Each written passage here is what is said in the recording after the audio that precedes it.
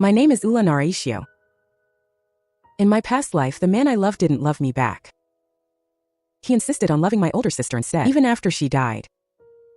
He insisted on finding a substitute to love. We were a couple since our youth. Yet in the end, he swore we would never see each other again in life or death. But now I have been reborn.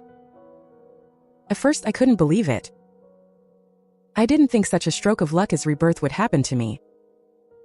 After all, though I was born into a prestigious clan in my past life, I was only the daughter of a concubine, unloved by my father and ignored by my mother. Good things never seemed to come my way. Just then, Jianxiu, who has always served me, entered to offer tea. In the past few days, has anything happened in the prince's manor? I asked. Jianxiu looked confused. Side consort, what's the matter? I shook my head. I feel a bit lightheaded, and my memory is a bit fuzzy. Side consort, even the fact that the eldest miss is coming to the manor tomorrow. Have you forgotten that too? Jianxiu teased with a smile. I remembered then. My dear sister, the legitimate daughter of the Ulanara clan Ruse. Adored by her elders since childhood, she was the center of attention at home. Without lifting a finger, she could have every good thing handed to her. Even when my aunt arranged the betrothal for the fourth prince, she couldn't bear to sacrifice Ruse in the slightest. In the end, she settled for me as the second choice. Only because back then, the fourth prince was just an unfavored son of a concubine. But things are different now. The fourth prince's reputation has soared during the struggle for the throne. More and more officials are taking his side. Because of this, my father and aunt intend to marry Ruse into the manor as well, to ensure the Ulanara clan's continued glory. That night, the fourth prince came to my room as usual. Thinking back to my past life, once I sat on the throne as Empress, I had completely forgotten that he and I actually had a wonderful time together. Perhaps because we were both born to concubines. After we were married, the fourth prince doted on me. He would search for many rare trinkets and bring them to my courtyard personally. Like right now. His smile is gentle, and his eyes are full of affection. He takes a very familiar pair of jade bracelets from his robe and puts them on my wrist. Ishio.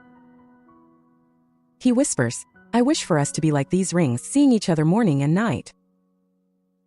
I feigned shyness and leaned into his arms. But in my heart I thought, in this life, I wish that you and I never meet again. Sister, why don't I see the prince? When Ruse arrived at the manor, she wore a lake blue dress just like in my past life. As soon as she entered my room, she looked around. I was hoping to pay my respects to the prince and thank him for taking such good care of you, sister. I didn't answer. I just stared at her. Ruse smiled. Is there something wrong with my face? Suddenly I feigned a gasp. Ah! Sister, why do you have so many red rashes on your body? Ruse panicked instantly. She grabbed the mirror from Jianxiu's hand and looked. A large red patch had already appeared on her neck, gradually spreading behind her ears. I spoke in a gentle tone. There must be something wrong with that dress. Jianxiu, take my sister to my room to change. Though Ruse looked reluctant, she followed her anyway. Watching her walk away, I couldn't help but sneer in my heart. The dress she was wearing was covered in the sap of the lacquer tree I had Jianxiu secretly bring home last night. The branches and leaves will keep her itching for days. I thought that by being reborn, I could prevent Ruse and the fourth prince from meeting and avoid all the misery that followed. But I didn't expect that seeing the fourth prince's likely victory in the succession, my father would arrange for Ruse to stay in the manor under the guise of assisting my pregnancy. That night, she happened to run into the fourth prince. Afterward, she married into the manor legitimately, became the primary consort, and enjoyed his exclusive favor. The affection I and later consort Duan Jing and others received wasn't even 1/10,000th of hers. I remember in my past life I dealt her a cruel hand. Not only did it turn her into an unreachable white moonlight in his heart, longed for by the fourth prince for the rest of his life, but it also caused the second half of my own life to be shrouded in the shadow of Chunyuan, unable to escape. So this time I chose a different path. It was several months later when I gave birth to Honghu. The Imperial physician reported that the side consort was too overworked and depressed during her pregnancy. Therefore, the child was born weak and needed extra care. Even though the fourth prince's heart was full of ruse at this time, Honghu was his firstborn after all. He sought out many precious medicines for Honghu and would even take time away from his busy court duties to spend a few hours with him. Later, when Honghu was 3 years old, Ruse became pregnant. I was already skilled in medicine, so I personally inspected her daily meals and prenatal tonics before they were sent to her. In truth, I knew very well, aside from myself, the other women in the back courtyard would never dare to poison Ruse. But it was all for show. Who was I showing it to? As long as the right person saw it, it was enough. One day, the fourth prince returned to the manor after court. Hearing that I was feeling unwell, he came to my room specifically. At that moment, I was leaning on the table with my head on my arms, eyes tightly closed. Under my hand were the records from the past few days of every meal and medicine Ruse had taken. Ishio. I feigned being startled awake and hurriedly stood up to bow. The fourth prince held my arm and guided me back to my seat. Don't overwork yourself. You must take care of your own health too. Having known him for half my life, I knew him as well as I knew myself. If you show him your weakness, he will take it as truth and believe you are truly fragile. Thinking of this, I shook my head and said, Sister was the legitimate daughter at home, carefully looked after by our parents. Now that she's in the manor, though there are many sisters here, only I am her blood relative. I was born to a concubine, and I'm used to hard work. It's no trouble. Hearing this, the fourth prince remained silent. Seeing him look down out of the corner of my eye, I quickly tried to hide my fingers in my sleeve. But he was quick, grabbing my hand to inspect it closely. He saw the hand I had accidentally injured while intentionally burning myself while brewing medicine for my sister. He slowly interlaced his fingers with mine and said solemnly, Ishio, we have been a couple since our youth. You are kind by nature, never jealous, and you gave me my eldest son. I promise you, once my plans succeed, I will never mistreat you or Honghu. Months later, Ruse successfully gave birth to a son. At the same time, Nian Gongyao joined the fourth prince's faction, making him even more favored by the emperor. To strengthen the bond with Nian Gongyao, the fourth prince took his sister, Nian Shilan, into the manor. She held the same rank of side consort as I did. When she first entered the prince's manor, Nian Shilan was dressed in vibrant red, with bright eyes and white teeth. She was more beautiful than the flowers, but in my eyes, I could only see the consort Hua, who suffered a crushing defeat in the palace struggle, thrown into the cold palace in order to commit suicide. In my past life, I once questioned the fourth prince. If Ruse were still alive, would you still love her aging face? Now I don't need him to answer. I already have the answer. Faced with Nian Shilan's youthful beauty, the fine lines that had appeared at the corners of Ruse's eyes and lips became even more obvious. All she talked about were the trivial chores of the manor, no longer the romance and poetry of the past. Suddenly, a question arose in my mind. As the legitimate daughter of the Ula Nara clan, Ruse had been taught since childhood how to be a perfect primary wife. Since marrying into the manor, she has been kind to the other sisters. In the fourth prince's heart, she has always been the most understanding and graceful companion. But what if the fourth prince had a child with another woman? Could she still remain as indifferent and detached as she is now? Soon Yin Shilan's belly began to grow.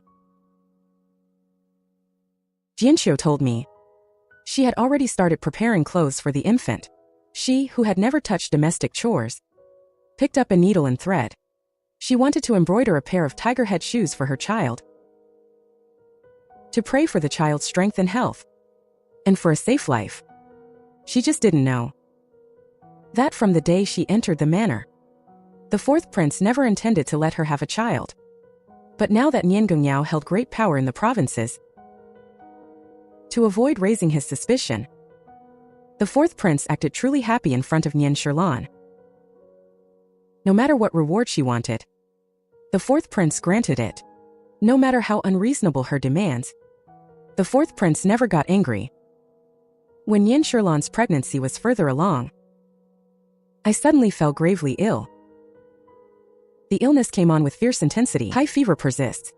When my aunt sent her maid Zhuxi to the prince's mansion to deliver a message to me, I was already too weak to get out of bed. Seeing this, Zhuxi didn't say much, just left some personal words and departed. Half an hour later, Jianxiu dismissed the maids in the room, leaned close to my ear, and whispered that Zhuxi had taken the princess consort into the palace. I finally let out a sigh of relief, struggled to get up, and drank the medicine Jianxiu handed me in one gulp. So bitter. Jianxiu took the porcelain bowl. The secondary princess consort is still complaining of all the medicine you've taken since you fell ill. This is the only one that actually treats your condition. I shuddered. I won't dare to intentionally take cold showers in the middle of the night again. In the dead of night, a loud noise came from Nian Shilan's courtyard. When I arrived, Nian Shilan was clutching her stomach and crying in pain, her face covered in cold sweat. Fourth master sat by the bed, holding Nian Shilan's hand tightly, his eyes gradually turning red. Ruse stood at a distance from the bed, her face deathly pale. In the spacious courtyard, concubine Chiyue stood under the veranda, looking up at the bright moon. "Was it you?" I asked. Hearing the sound, concubine Chiyue turned around, her eyes darting away. "What are you talking about, secondary princess consort?" I decided to be more direct. "Nian Shilan's miscarriage, it was the medicine you sent, right?" Thinking back to my past life, I truly hated this high and mighty look of concubine Chiyue. Back then, when I heard she was forced by Nian Shilan to drink safflower tea, resulting in lifelong infertility, I laughed out loud for a long time.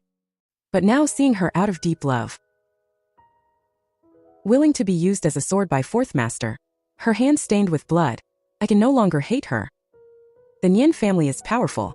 Her miscarriage was inevitable. As for you, you were just a sharp blade.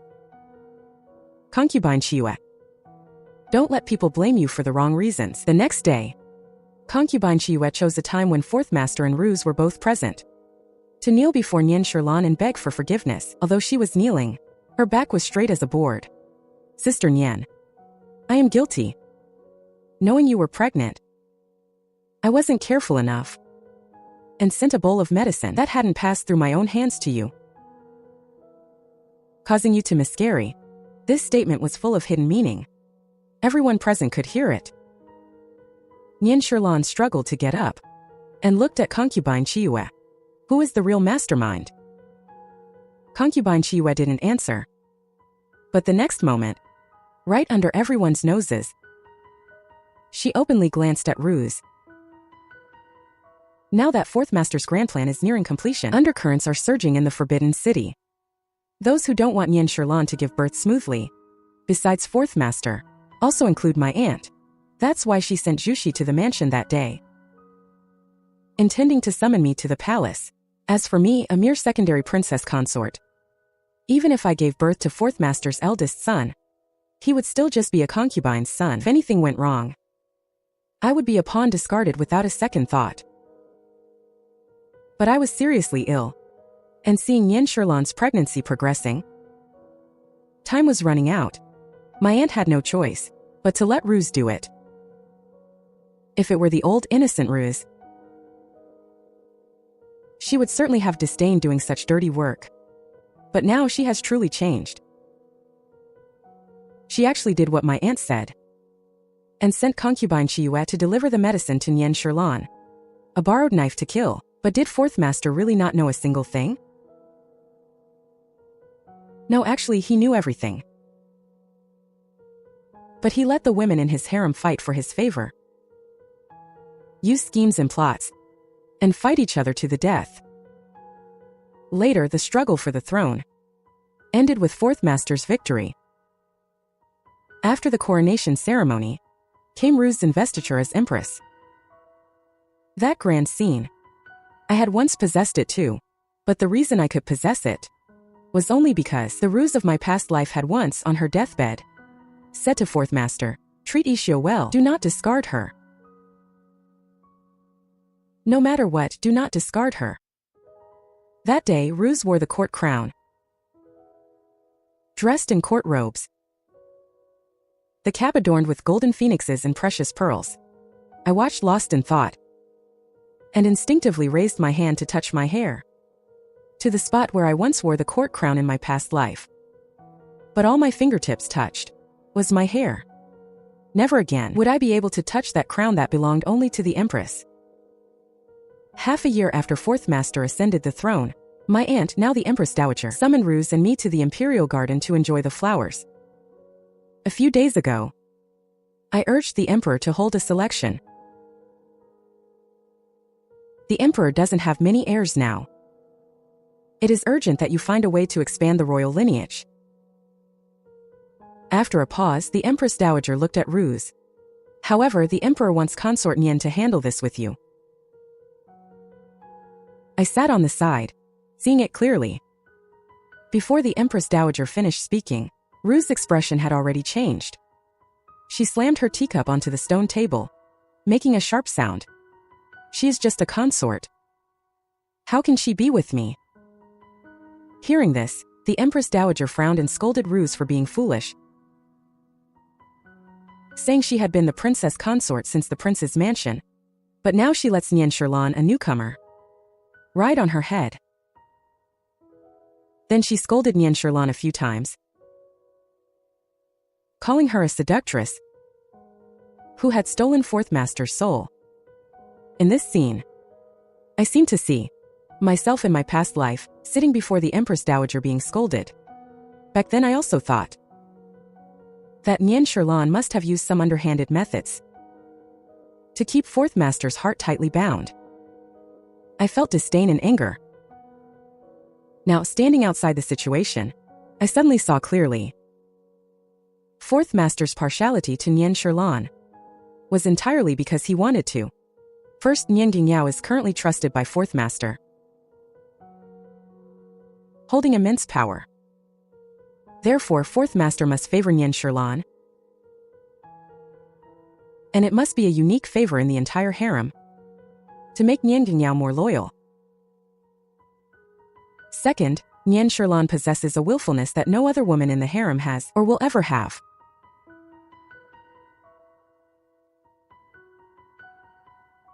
Her every move, her every smile, is full of infinite vitality, irreplaceable in the harem. It's not hard to see, at least for now. Fourth Master genuinely likes Nien Sherlan from the bottom of his heart. The wind is warm, but I suddenly felt a chill all over. He likes Nien Sherlan, yet he still bestowed the Huan-Yi incense upon her, causing her to be infertile for life. And she is still full of love. Not even knowing she's being deceived, that night Fourth Master chose me. I had prepared the meal, waiting for him to come. His Majesty has arrived. Following Su Peixing's loud announcement, Fourth Master walked toward me with long strides. As soon as he sat down, he poured himself a full cup of wine, drank it in one gulp and said, "Ishio, Ruse has changed." I remained calm on the surface and poured Fourth Master another cup of wine. Fourth Master, why do you say that? I just went to see her. She was actually jealous and made a scene for a long time. Because I let Sherlan help her with the selection. Fourth Master's tone was unhappy, seeming to carry some confusion. Sigh, she wasn't like this before. I stood straight, looking down at him. Has Ruse changed? Or has the me from my past life changed? Could it be that Fourth Master, who once made a promise, could it be that Fourth Master, who once made a promise of 1,000 gold, has never changed? Coming back to my senses, I said gently, Fourth Master. Since he ascended the throne, other women call him Your Majesty. Only I still call him Fourth Master. He said he likes me calling him that. Could it be that half a month ago, I shouldn't have mentioned the selection to you and brought you displeasure? This matter goes back to half a month ago. At that time, Fourth Master also chose me and came to the Qianqing Palace to vent his unhappiness to me. He thought the selection was extravagant and wanted to postpone this year's selection. But the Empress Dowager was urging him, and while dining with him, she kept urging him to hold the selection quickly. Shio, what do you think? At that time, I was serving food for Fourth Master. Hearing him ask this question, the hand holding the silver chopsticks trembled.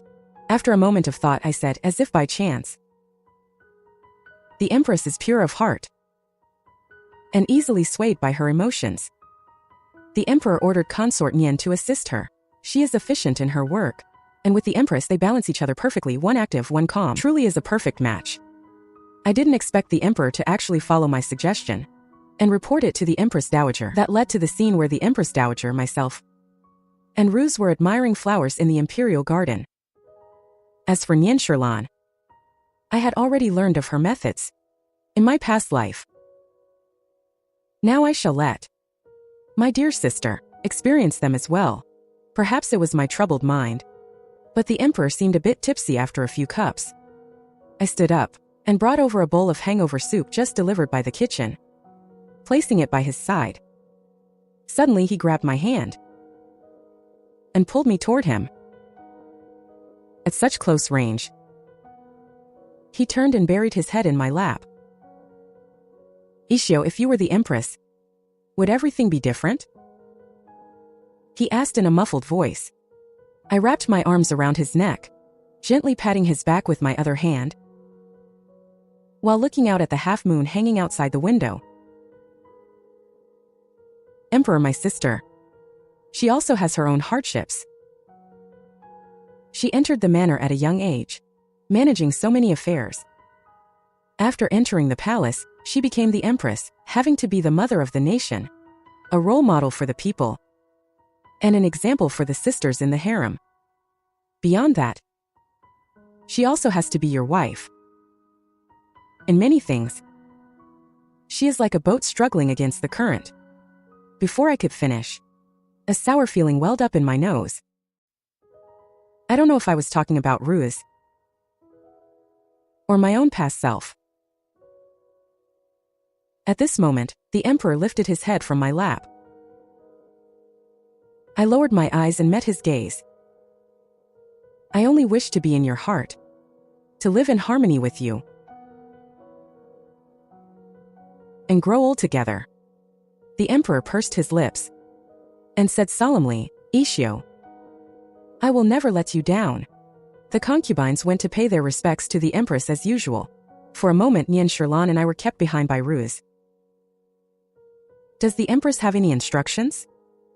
Nian Sherlan used her hand, with its delicate orchid-shaped gesture, to gently stroke the stray hair on her forehead, then rolled her eyes, looking impatient. I don't have much spare time. I sat to the right of Ruse and saw her right hand, hidden in her wide sleeve, clenched into a fist.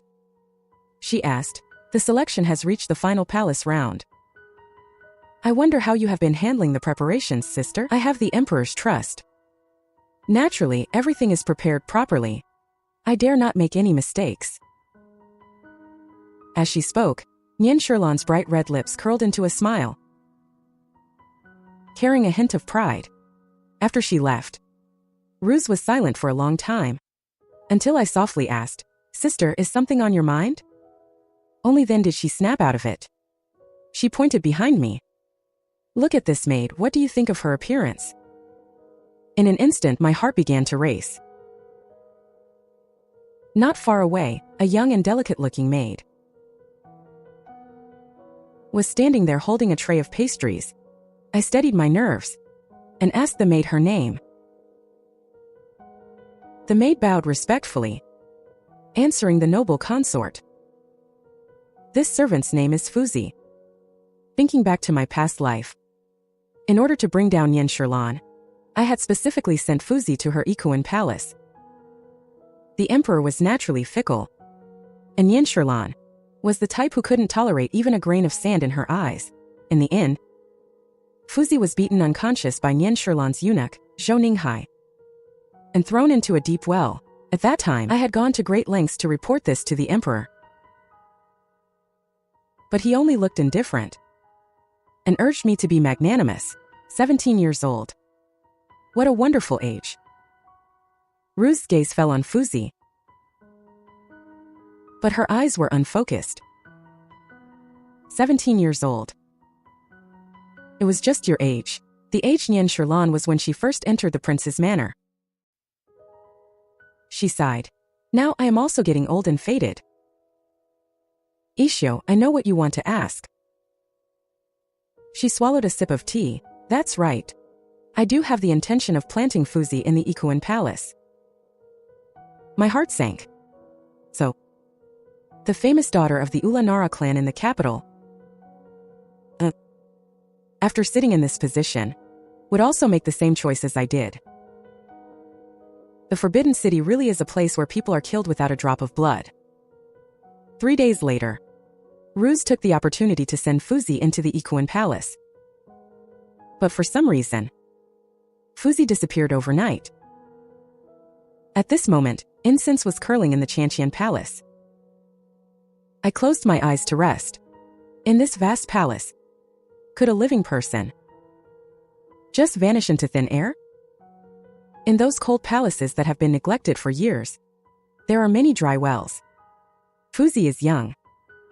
Perhaps she was playing around and accidentally fell into a dry well. That is also possible. Go tell Aunt Su Rong, who is by the Empress's side. When searching for people, make sure not to miss those dry wells. Jianxiu stood to the side and replied, "This servant understands." I slowly opened my eyes. It's not enough. Just a Fuzi is not enough. When the sun set, Su Beiseng arrived. The eunuchs following him were holding items. Su Peisheng bowed. This servant pays his respects to the noble consort. In my past life I had stumbled because of him. But seeing him again now, I immediately put on a smile and stood up to welcome him. Eunuch Su, please rise. Your Highness, look. Su Peisheng waved his hand, and the other young eunuchs quickly stepped forward. This is the new fabric offered by the Jiangnan Weaving Bureau. The emperor, knowing you usually wear plain colors, specifically ordered this servant to bring it to you. I raised my hand and gently touched the silk. Things offered by the Jiangnan Weaving Bureau must be excellent. However, in my past life, these good things could only belong to others. Jianxiu, come and take a look too. This fabric is truly nice. If the Empress had it made into Su embroidery, it would be truly beautiful. Hearing this, Su Peisheng waved his whisk. This servant sees that in this palace, only your Highness is the most magnanimous. As soon as he finished speaking, Tian invoked Su Peisheng and slipped a gold leaf into his hand. Seeing Su Peisheng look flustered, I said gently, "Thank you, Eunuch Su, for making this trip for me. The weather is hot. Eunuch Su, take your apprentices and go buy a bowl of wine." Within half a month, the maidens who were selected entered the palace. I remember during the selection, Ruse had invited me to go with her. But I only claimed that I hadn't fully recovered from a cold, so it wasn't appropriate to join the crowd. In fact, I had already seen that scene once in my past life. What the emperor said to which maiden, and who he kept. I had already memorized it in my heart. Those birds that had just flown out of their cages, flapping their wings happily, couldn't wait to fly into the larger cage of the palace. Little did they know, once they entered the square world, there would be no way out.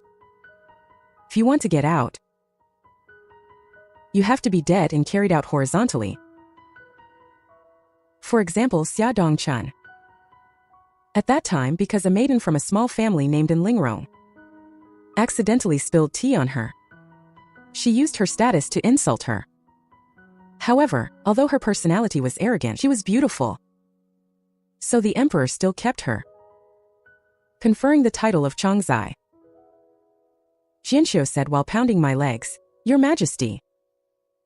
After Chongzai Xia entered the palace, before she even settled in, she went to the Empress's Jingren palace to flatter her. I heard from Aunt Su Rong that she made the Empress very happy. Before leaving, the Empress even gave the silk you sent earlier to Chongzai Xia as a reward. I hummed in response, commenting, "Xia Dongchun is truly stupid." Suddenly remembering something, I looked up at Jianxiu. "Go and bring in Chongzai here. Remember, it must not be discovered by anyone else." When Lingrong arrived, her expression was the same as in my past life, cautious. She was wearing a pink palace dress, with a blush unique to a young girl on her cheeks. "And Chongzai is here." I leaned on the couch, looking at her now, as if I were looking at her in my past life. "You did well what I taught you to do on the day of the palace selection." Before the palace selection, Lingrong stayed at Zhenhuan's home for a while. And I once, Jianxiu quietly left the palace to meet her. I taught Lingrong to do as she did in her previous life, waiting for the right moment to spill hot tea on Xia Dongchun. Xia Dongchun already looked down on Lingrong and didn't hesitate to mock her. In addition, among the other candidates, there were two who loved to meddle. They spoke up in defense of Lingrong, which only provoked Xia Dongchun to act even more recklessly. But unlike in the previous life, this palace selection was managed by Nian Shilan.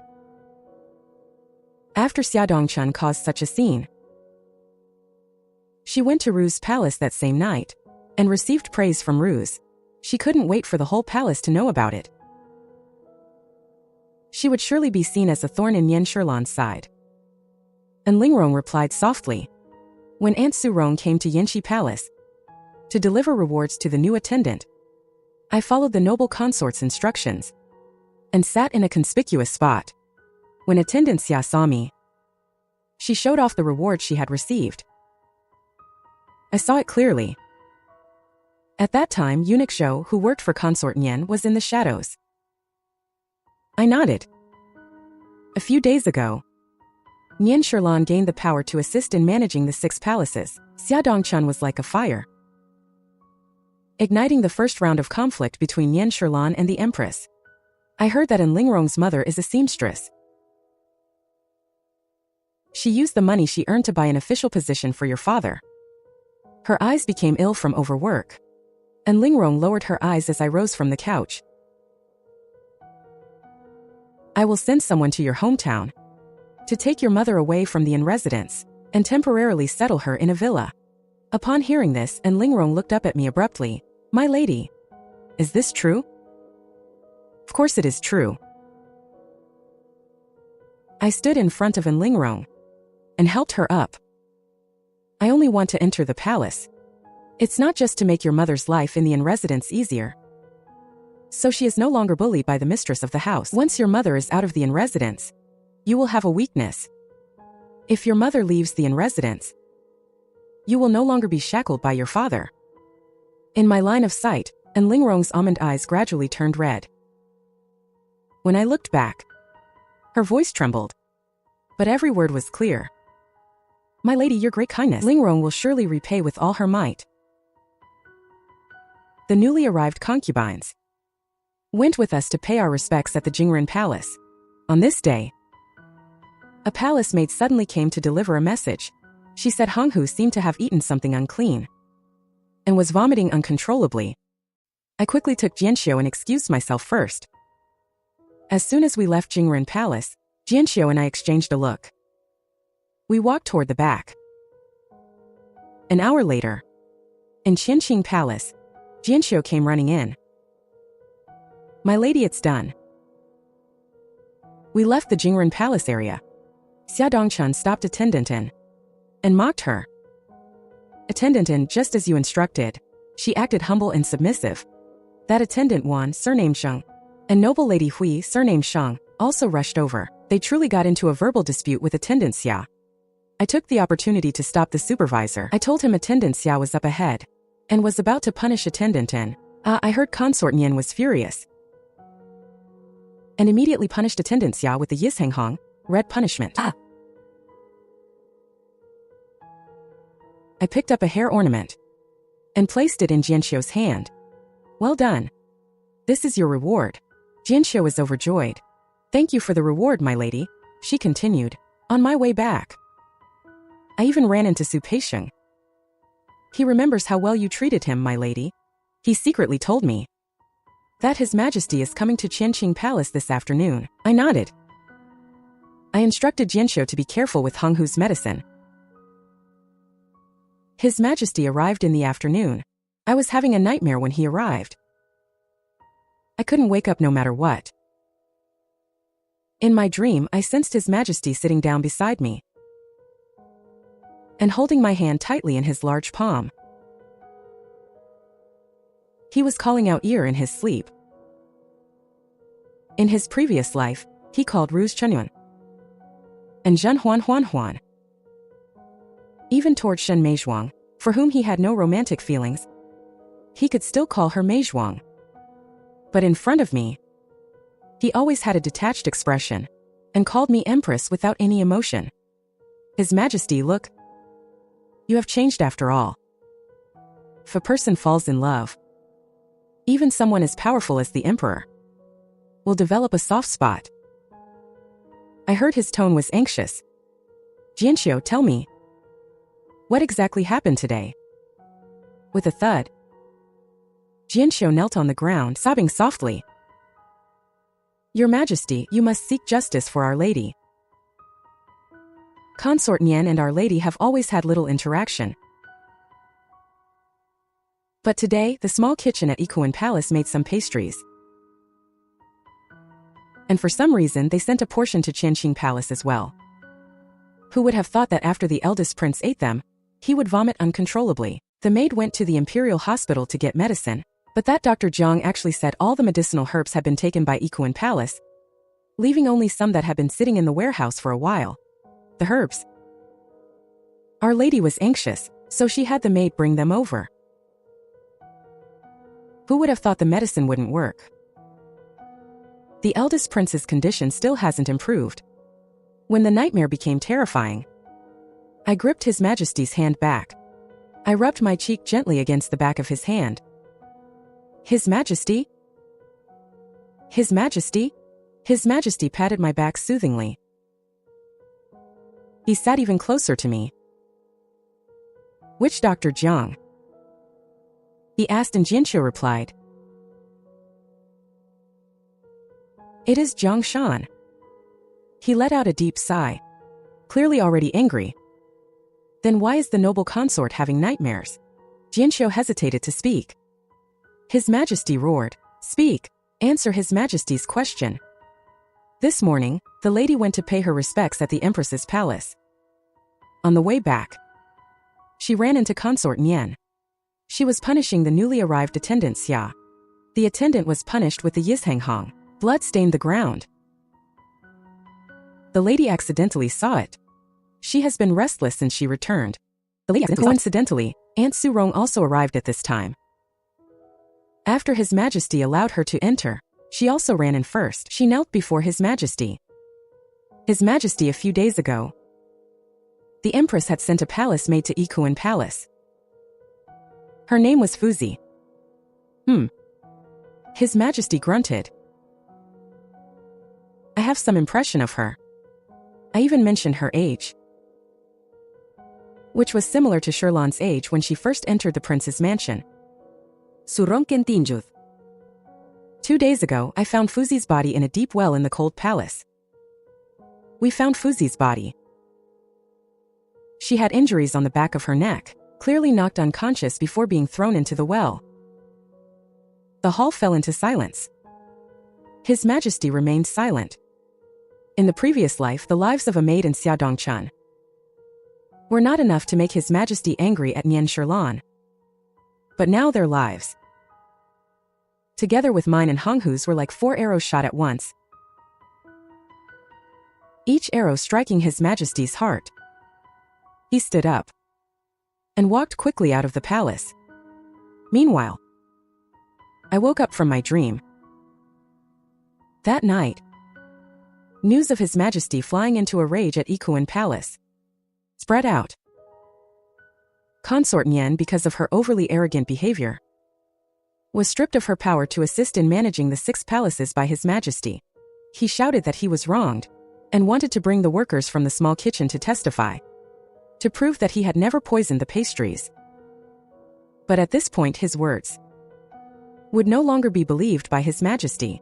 Even Dr. Jiang Shun, who worked for Consort Nian, was dismissed from his post by His Majesty. Hearing this ruse, contrary to her usual melancholy state, showed joy on her face. Sister, this move of yours is truly brilliant. It fulfilled a wish of mine. I shook my head.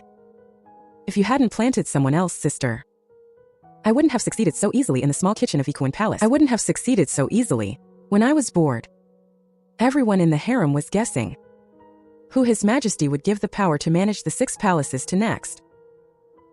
Soon the choice was made. It was someone no one had expected. Shun Meizhuang, who had been in the palace for only a month. Looking at the golden house gradually covered by dark clouds and the dim sky, Jianxiu brought a cloak. My lady, the weather is about to change. Speaking of Shun Meizhuang, she was beautiful, gentle, dignified, and well-educated. Whenever he spoke to me about her, His Majesty always had a smile on his face. Once, after His Majesty left, Jianxiu asked me if the Emperor liked noble Lady Shun, as he did the Empress back then. Consort Nian's affection, is it the same? I shook my head. The 4th prince truly likes Shun Meizhuang, but not out of a man's love for a woman. Rather, as the master of the entire chessboard, he favors a piece that holds a slight advantage in the game. Shun Meizhuang's family background is illustrious, making her the perfect choice to check the Nian family. That tree growing all too strong.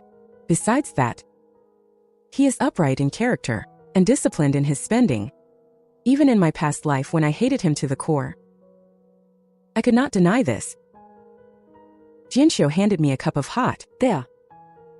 The Emperor heard that you favored chrysanthemums, so he bestowed all the finest green chrysanthemums upon you, and even renamed your residence Kunjitang, Chrysanthemum Hall. He studied my expression. My lady, aren't you jealous? I thought for a moment and replied softly, there is nothing to be jealous of. Right now, everyone in the palace thinks the 4th prince favors Shun Meizhuang. Not only did he grant her the power to assist in managing the 6 palaces, but he also bestowed upon her the rare green chrysanthemums. This blatant favoritism is like adding firewood to the invisible fire of the inner palace. Once the wood is burned up, the fire dies, the embers scatter, and in the end, it cannot escape the fate of turning to dust. A cup of hot tea reached its bottom. I said I would find an opportunity to visit Kunjitang another day. In my past life, Shun Meizhuang was personally tutored by Consort Hua on how to handle palace affairs, and she suffered quite a bit. Now, the 4th prince hasn't visited Ikuin Palace for some time, so the task of tutoring Shun Meizhuang fell to Ruse. Early this morning, Aunt Surong came to my palace, saying the Empress had important matters to discuss and invited me over. Crossing the gates of Jingren Palace once again, I couldn't help but pause in the courtyard. Looking around, every blade of grass and tree here, every brick and tile, and the square world enclosed by the heavy palace walls were exactly the same as in my past life. Take these flowers in the courtyard, for instance. They bloom and wither, day after day, year after year. No matter how many rounds of favored women have passed through the palace, or how many have died, they still stand firm guarding this place, silently watching the next mistress of Jingren Palace. Looking at it this way, the women of the inner palace are all as delicate and beautiful as flowers, yet they live worse than the flowers themselves. You're here. When I entered, Ruse was sitting on the couch, embroidering something. I took a closer look.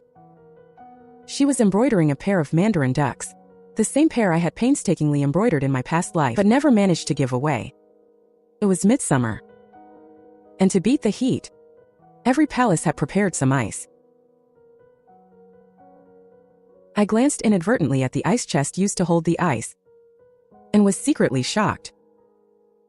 The person once held in the palm of the fourth prince's hand now has so little ice in her palace. Ruse said gloomily, Shen Meizhuang is assisting with the 6 palaces, and she's certainly hogging the limelight. Even the emperor can't stop praising her. Looking at the emperor's attitude, it's likely he'll raise her rank before long. I don't know what kind of vixen's tricks that Shen Meizhuang used to make the emperor summon her every single night. Rue's words were full of unconcealable jealousy. I could hear it. I took the needlework, set it aside, and held her hand tightly.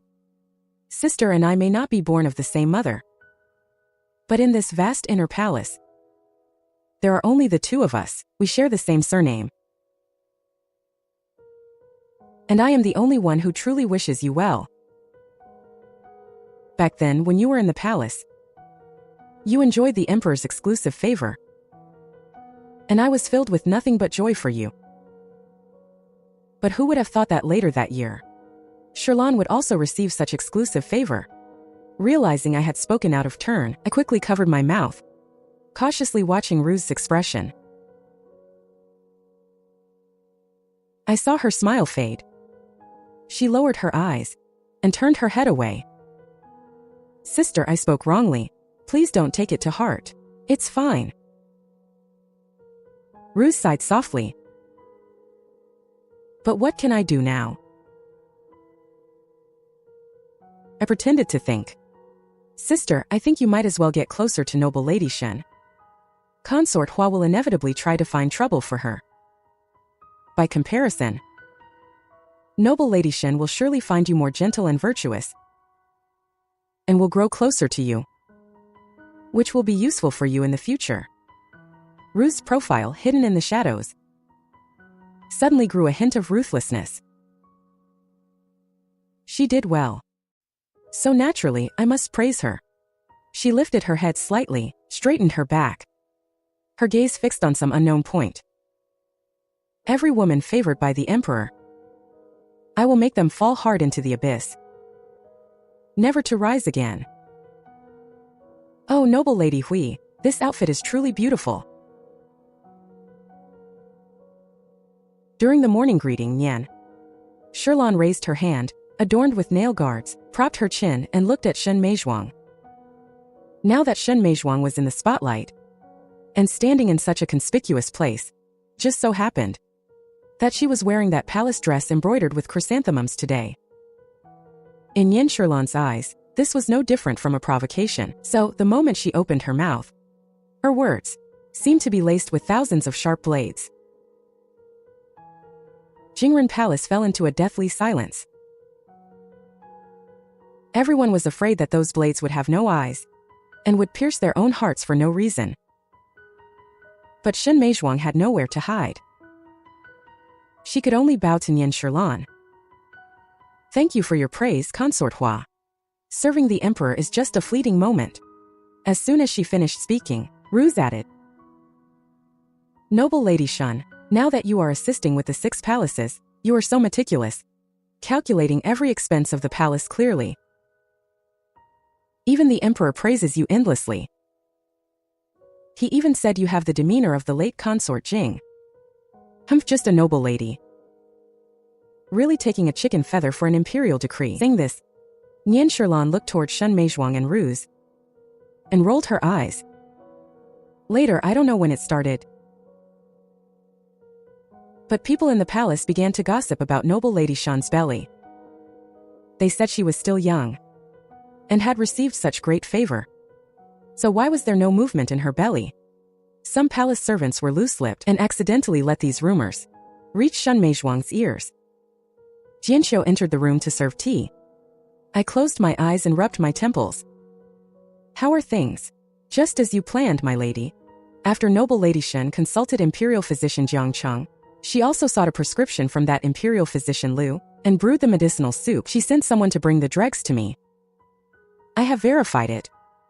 It is indeed a prescription that causes symptoms of a fake pregnancy. In my past life, Shun Meizhuang only knew she and physician Liu were from the same hometown. But she didn't know this person had long been bought by Nian Shilan. She took the medicinal soup, developed symptoms like a delayed period and vomiting, and was caught by Nian Shilan. I paused. Jianxiu asked, my lady. In the past, noble Lady Shen wasn't close to you. How were you so sure? The autumn rain fell for several days. As the rain began to stop, a major event occurred in the inner palace. A palace maid named Fuling from Kunjitang brought a pair of blood-stained trousers before Ruse, claiming that noble Lady Shun was faking a pregnancy to deceive the emperor and empress. The royal lineage is a matter of great importance. The 4th prince immediately decided to interrogate Shun Meizhuang personally. Inside Jingren Palace, Shun Meizhuang knelt on the ground, crying as she explained the sequence of events. It is this concubine's stupidity. I was framed by someone. I begged the emperor to see the truth. I truly did not know why my period was delayed. Ruse seized the opportunity and asked noble Lady Shen with a face full of concern, do you know who used this to frame you? Nian Shilan sneered, sitting on her chair, her eyes scanning Shun Meizhuang from head to toe. Could anyone have forced her to drink the medicine? Ruse's tone was uncharacteristically serious. Consort Hua, watch your words. Then she turned to the 4th prince. Surely noble Lady Shen would not dare to use this matter to deceive the emperor. Since she said she was framed. I specifically asked Dr. Jiang and Dr. Liu to examine her. Then why not bring those 2 doctors here to confront each other? Everyone present could see it. Ruse wanted to use this incident to expose the obvious mastermind behind it all. Alas, the emperor remained silent.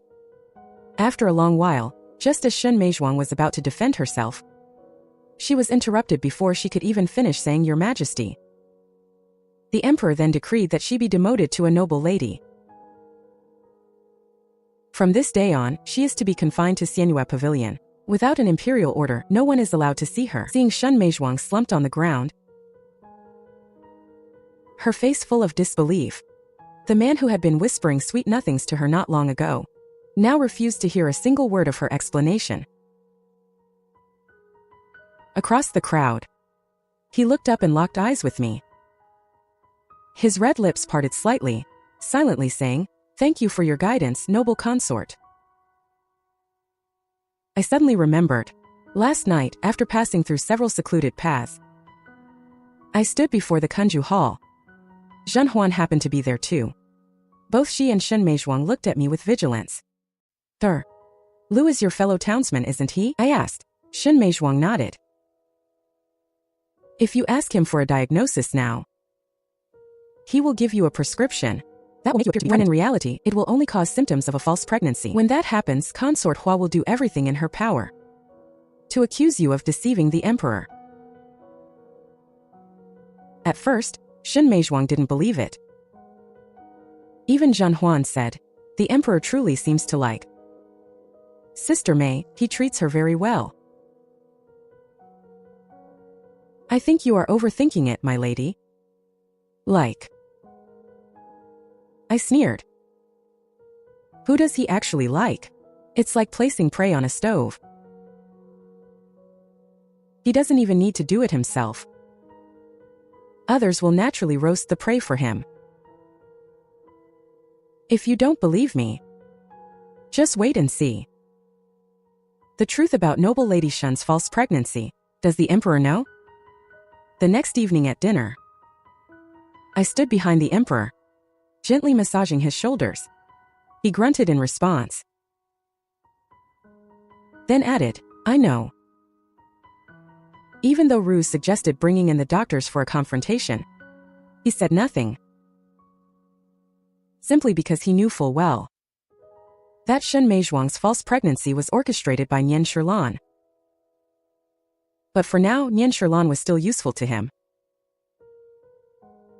And Shen Meizhuang? He intended to elevate her to a high position, to provoke Nian Shilan's jealousy and cause her to strike. All just to manipulate Nian Shilan's weakness. A play of imperial power. By the time the curtain falls, his hands are the cleanest of all. While I was lost in thought, the emperor took my hand and pulled me to sit beside him. "If only Ruse could be as kind and generous as you, that would be wonderful." I looked puzzled. "When noble Lady Shun was assisting in managing the 6 palaces, you were also full of praise for her, often commending her before all the sisters." The emperor opened his mouth, wanting to say something, but in the end, he only patted the back of my hand. "Zaying, oh, yeah. You are still too pure and kind." I feigned ignorance of his meaning, and simply said, "Your Majesty, I would like to ask for a favor." "What favor?" "Since noble Lady Shun entered the palace, she has been very close to me. Being with her is like being with my own sisters, back when I was a girl at home. I was thinking of sending a few trusted servants to Xianyue Pavilion to look after noble Lady Shun. Only I knew. In my past life, Shen Meizhuang was helpless in Xianyue Pavilion and was even poisoned by the servants. Back then, I only feared the poison they gave her wouldn't be enough to kill her. Now I just feel that someone who once gave their true heart should not have to end up like this." "Very well, do as you say," the emperor nodded. After waking up, Jianxiu helped me get out of bed. From today on, my health checkups will be performed by Dr. Wan. Jianxiu was stunned. Dear Wan, he has known noble Lady Shen for years. If he is the one checking your pulse, is it reliable? I lowered my eyes to look at the jade bracelet on my wrist. To me, he might not be reliable, but to Shen Meizhuang, there is no one in this world more reliable than him. Jianxiu smiled. "I understand, my lady. You want to use the excuse of your own checkup to have Dr. Wen go to Xianyue Pavilion to check on the noble lady." I took off the jade bracelet and placed it in the deepest part of my mirror box. "Meizhuang, as a woman, this is all I can do to help you. Whether your future is fulfilling or whether you have children is all up to your own fate." It was New Year's Eve once again. At the palace banquet, the emperor sat in the seat of honor. Beside him, Ruse watched him talk to other concubines, her face wearing a smile as gentle as water, but her eyes were cold. During the banquet, noble Lady Fucha played a piece on the zither to celebrate the new year. When the song ended, Ruse suddenly knocked over her wine cup. She turned to the emperor. "I am a bit tipsy. Let Ishio accompany me for a walk." However, as soon as we stepped out of the palace gates, Ruse's expression immediately returned to normal. With no sign of intoxication, she walked quickly, heading in the direction of the plum garden. and then led me to hide in the shadows. Look. Who is that? I looked in the direction her finger pointed. In my line of sight, Prince Gua stood not far away. Looking down at the person in front of him, a woman dressed in the attire of a concubine. It was Jean Huan. Ishio, have you heard about this noble lady, Jean? She continued. The servants from the Bureau of Imperial Affairs reported that the Emperor has summoned her several times. But each time she was either praying or had caught a cold. It's all too coincidental. At first, I thought she was just unlucky. But now it seems she is deliberately avoiding his favor. As she spoke, Ruse snapped off a plum blossom in full bloom and trampled it into the snow. During the selection, the Emperor said her brows and eyes were somewhat similar to mine. Isn't now the perfect time to get rid of her? So, she turned to look at me. You must help me. When the Emperor came to the Qianqing Palace, I was leaning on the couch, taking a nap. As soon as I heard Su Peixing's announcement, I quickly got up to pay my respects. The Emperor walked over quickly, holding my arm, to help me up. No need for such formalities, ear. I leaned against his shoulder, my tone coquettish. Su Gonggong said you have been working hard for state affairs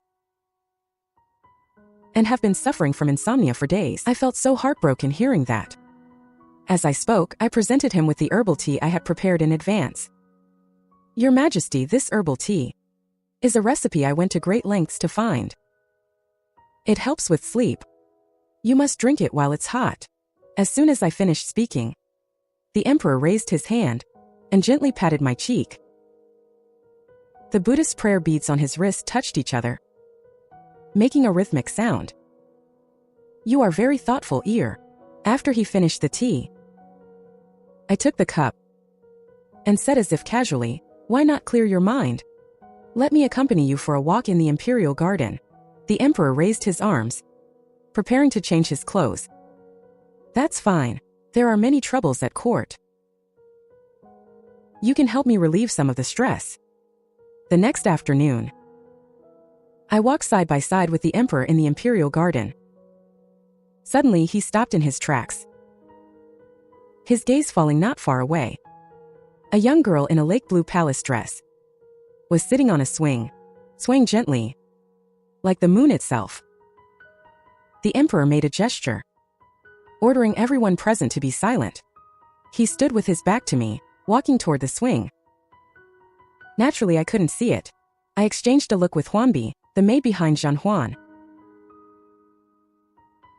The next moment, I heard Jean Huan say excitedly that at the palace banquet,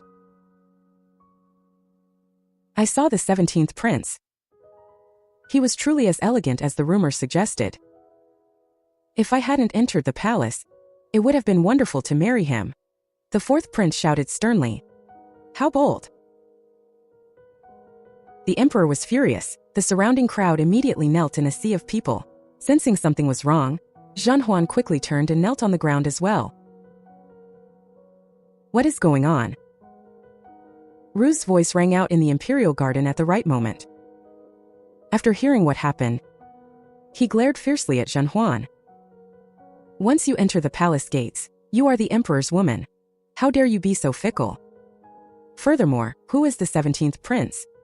He is the Emperor's own brother. How can you harbor such delusions? He looked at the 4th prince. Why not summon the 17th prince now and confront this wretch face to face? The 4th prince snorted coldly. You think I don't want to? The 17th prince already left the capital yesterday for personal reasons. Tell me, how am I supposed to have him confront anyone? But just as Ruse was about to say something, he was interrupted by the 4th prince. Enough, he said, and Ruse gasped. Your Majesty, how can this matter be dropped? This moment, the 4th prince's voice carried anger. The 17th prince is also a prince. If this matter continues to be dragged out and becomes known to everyone, where will the royal family's dignity be? Seeing this, Ruse wisely shut his mouth and cast a glance at me. I lifted my robes and knelt on the ground.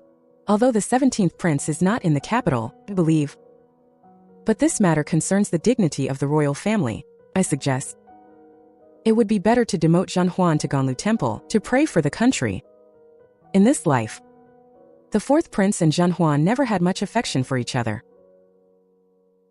Before leaving the Imperial garden, he only left behind a light. Let it be done as you said. Depart immediately. After the show was over, Ruse and I returned to Jingren Palace together. He said excitedly, Ishio, you really did me a huge favor. He only knew that Zhan Huan would be far from the Forbidden City from now on, with Ganlu Temple being far away in the mountains, making it difficult to see the 4th prince again. But he didn't know that before the incident, I had met with Zhan Huan once. Your Highness's intention is to make the Emperor mistakenly believe that I have an affair with the 17th prince. In the Xianyue Pavilion, Zhan Huan looked troubled. But if that happens, the Emperor will surely think that I truly have an affair with the 17th prince. I fear the consequences will be unimaginable. Thinking of all that happened in my past life, I nodded. That's right. I want him to punish you because of this. Zhan Huan was a woman under judgment. Before leaving the palace, she removed her jewelry, wore plain clothes, and only brought her 2 closest maids, Huanbi and Luzhu. Before she boarded the carriage, I called out to her, Zhan Huan. The 17th prince left the capital yesterday, traveling without stopping. Counting the days, he should arrive at Ganlu Temple before you. I looked closely at Zhan Huan's face and couldn't help but recall myself at that age. Or perhaps even younger. Back then, I hadn't yet married into the Prince Yong's mansion, full of hope that one day I could break free from these shackles and see the vast world. Now I am destined to be trapped in this forbidden city. If someone could see the vast world for me, it wouldn't be a bad thing.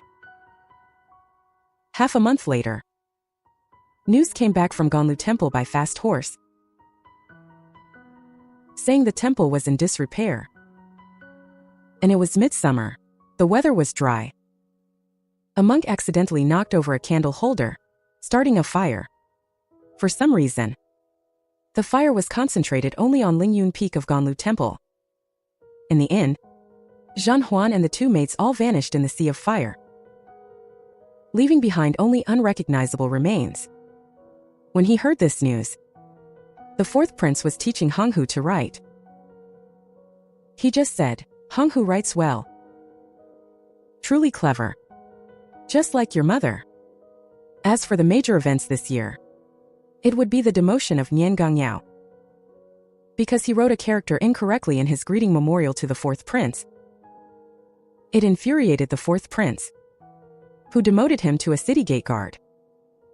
Afterward, Zhan Yuandao and others presented the evidence they had secretly gathered to the 4th prince.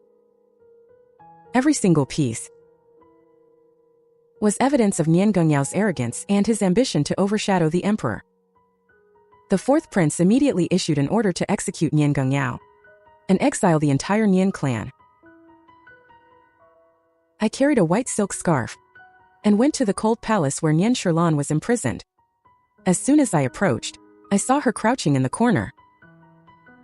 The dim moonlight shone on her through the small window. She was in plain clothes, her head hanging low. No longer the bright and flamboyant woman she once was. Hearing the sound, Nian Shilan looked up. The moment she saw the white silk, she opened her eyes in terror. Her body kept backing away, but there was nowhere to retreat. This afternoon, your brother was executed, and everyone else was exiled. As Nian Shilan moved, a familiar scent filled my nose.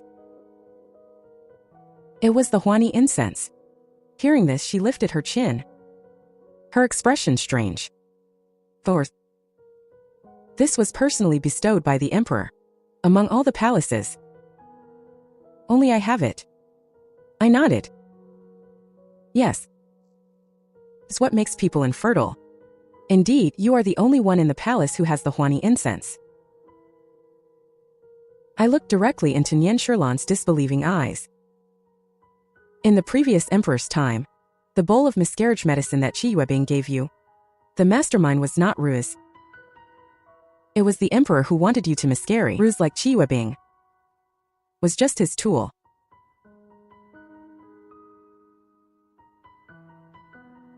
Nian Shirlan cried out. You are spouting nonsense. Conspiracies. Imperial power plays. She grew up in the Nian family. I don't believe she couldn't understand. It was only because of love that she was willing to be blinded. I stood up and walked in front of Nian Shirlan. Throughout history, how many military generals with great achievements have had a good ending?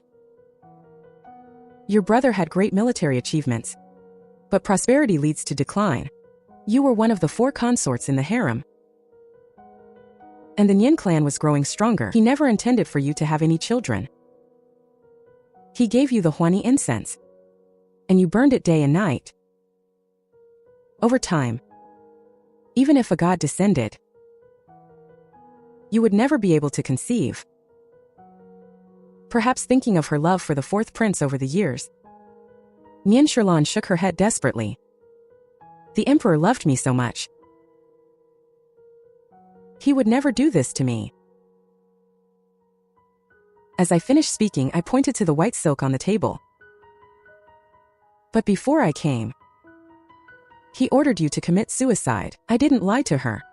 At that time, the 4th prince was sitting in the hall of mental cultivation, issuing the order to bestow the white silk upon Nian Shirlan. I stopped grinding the ink for him and said softly, 4th prince. Nian Shirlan has been in the palace for many years, arrogant and domineering, disrespectful of etiquette. Why not imprison her in the cold palace for life? Which is a fate worse than death. Nian Shirlan collapsed on the ground, whispering, Your Majesty, you have made Shirlan suffer so much. Yet, a man has made all these women in the harem suffer so much. In his eyes, every consort is just a pawn.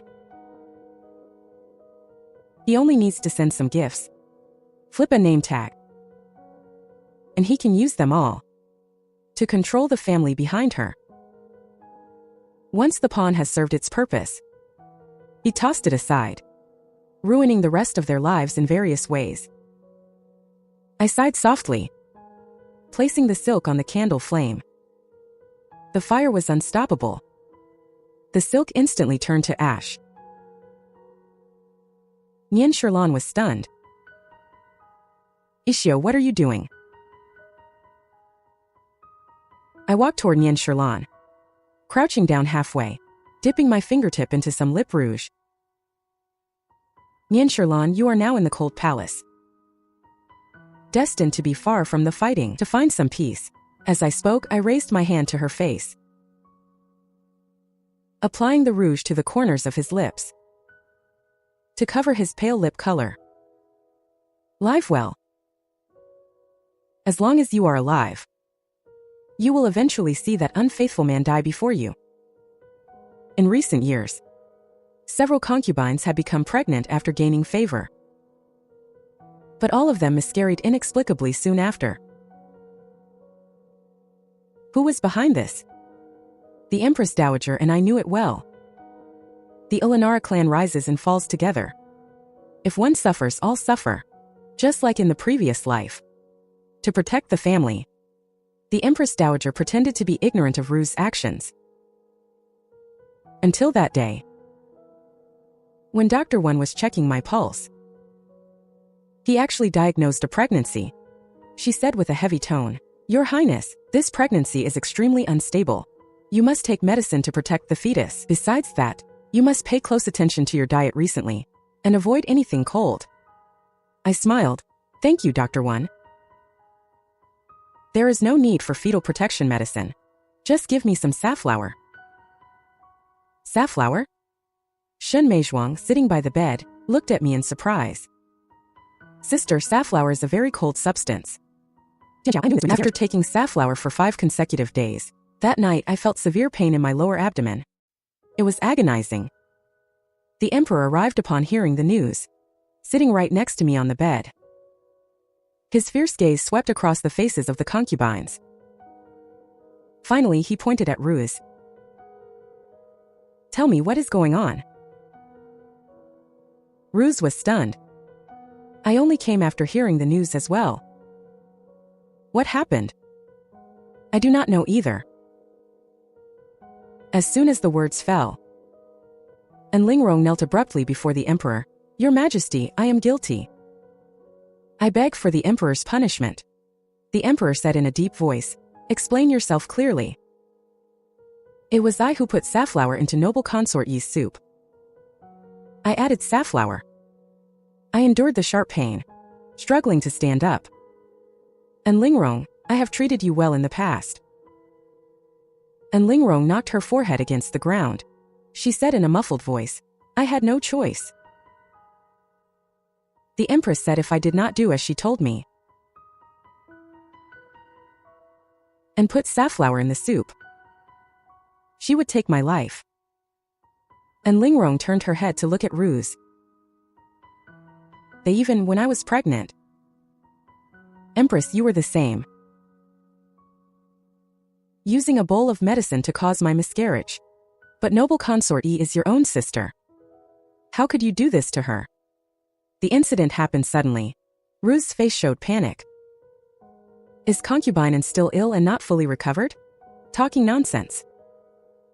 He stepped forward a few paces, as if wanting to hold my hand.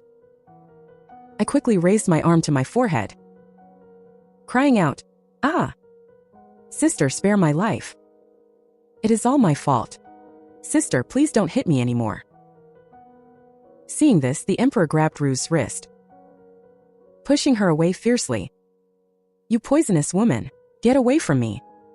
At this moment, Su Peixiang walked in quickly from outside the hall, whispering in the emperor's ear, "Your Majesty, the palace servant from the cold palace requests an audience." Under the gaze of everyone, Huanbi, dressed in nun-s robes, walked in slowly. After paying her respects, she said word by word, "I am ill. I am here to report the Empress for burning down Ganlu Temple back then and killing to silence witnesses." Ruse, stumbling, said, "What did you say?" At that time, the young mistress was bullied several times by the monks at Ganlu Temple and was even driven to Lingyun Peak. The arm seemed to be drained of blood.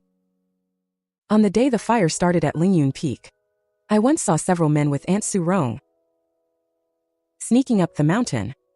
It is just a pity our mistress's legs were frozen at Lingyun Peak, unable to escape, and finally buried in the sea of fire. The Four Seasons morale. This is the first time I have seen this. Ruse was so panicked. He no longer cared about the Empress's dignity, reaching out to grab the Emperor's sleeve. "Your Majesty, Your Majesty. I have been your wife since we were young. Do you not believe me?" The Emperor used force to shake her off. No longer looking at her, "Su Peixiang, convey my decree. Ilanara Ruse has lost her virtue and decorum. Strip her of her position as Empress and demote her to a commoner." "Su Peixiang responded, yes." He paused. The Emperor spoke again, "The widow of the Ilanara clan, enjoying the reputation of a noble family in the Central Plains, with a wise heart and virtuous conduct, graceful and elegant. 6 lines of virtue, 9 ways of conduct in the palace, teaching the world and serving as a model for all. To be established as Empress. Time flies so fast." In the Jingren Palace, and Lingrong sat by my side, holding his daughter in her arms. "Yes." Shun Meizhuang put down the needlework in her hand, sighing, "It is, in the blink of an eye. That person has been confined to the cold palace for over 2 years." Suddenly remembering something, I looked up at Lingrong.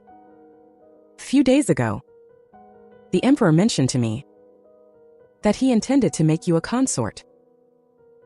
Hearing this, Shen Meizhuang took Lingrong's arm. This is truly wonderful news. And Lingrong's cheeks were flushed with a rosy glow, her apricot eyes shining. Later one day, the emperor fell seriously ill and could not get up. Many skilled imperial physicians had examined him one after another, and used medicine as well, but he never showed signs of improvement. When I arrived at the Hall of Mental Cultivation, the emperor was lying on the couch, his eyes tightly closed. The sound of his breathing seemed even weaker than in previous days. Hearing the movement, he barely opened his eyes to look at me. Yeah, you are here.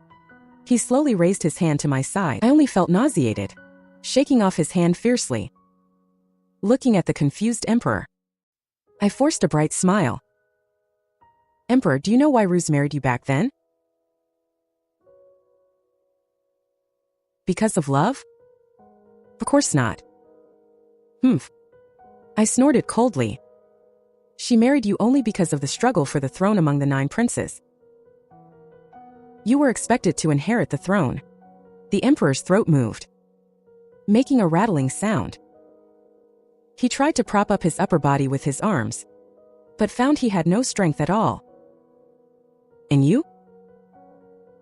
He asked in a hoarse voice, after a long silence. I shook my head. I am different from them. I leaned close to his ear. I hate you to the core. From the day I saw you again,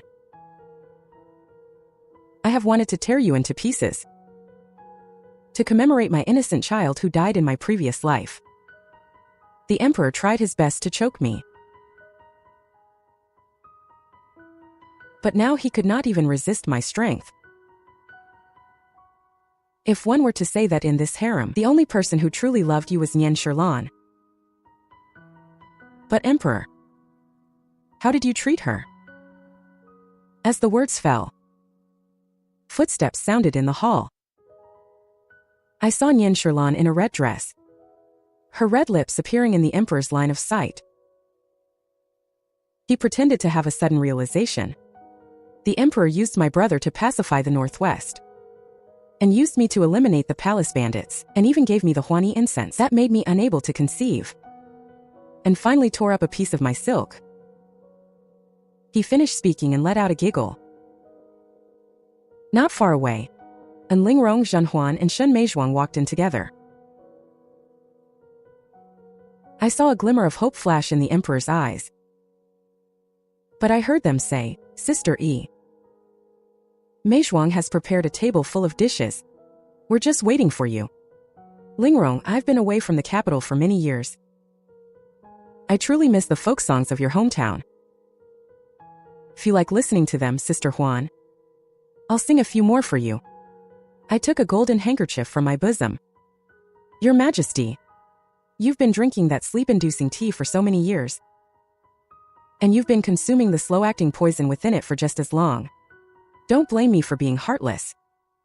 If we're talking about being heartless, who could possibly compare to you? He struggled trying to sit up, his lips opening and closing, as if he wanted to say something. Shoo. I pressed the golden handkerchief over his nose and mouth. Save whatever you want to say for the afterlife. Those concubines and children who die tragic, untimely deaths, as well as my past self, are all waiting for you there. Your Majesty, I have... May we never meet again in this life.